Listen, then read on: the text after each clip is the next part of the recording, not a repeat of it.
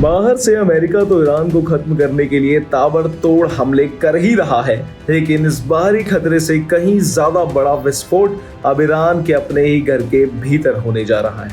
अंदरूनी कलह और नफरत की आग ईरान को भीतर से दीमक की तरह खोखला कर रही है।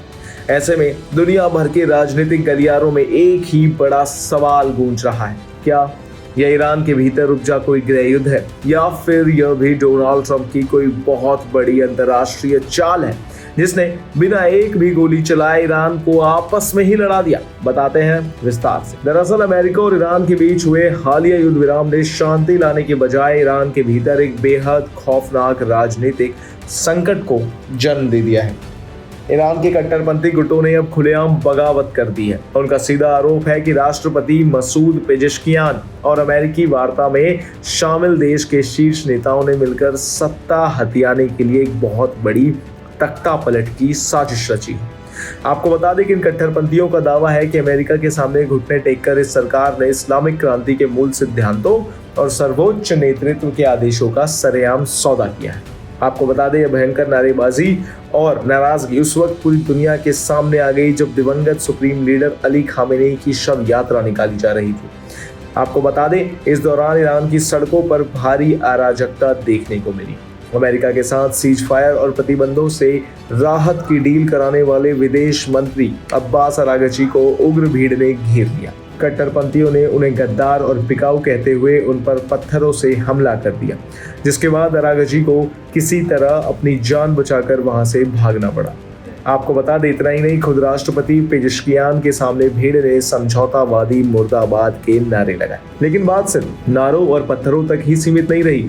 सरकार समर्थक एक बेहद कट्टरपंथी धार्मिक गायक मोहम्मद अली बख्शी ने तो एक जनसभा में देश के राष्ट्रपति को सरेआम जान से मारने की धमकी दे डाली। बख्शी ने सीधे शब्दों में कहा, मिस्टर प्रेसिडेंट, अगर सर्वोच्च नेता की शर्तें पूरी नहीं हुई तो हमारे हाथ में ब्लेड होगा और सामने आपका गला होगा।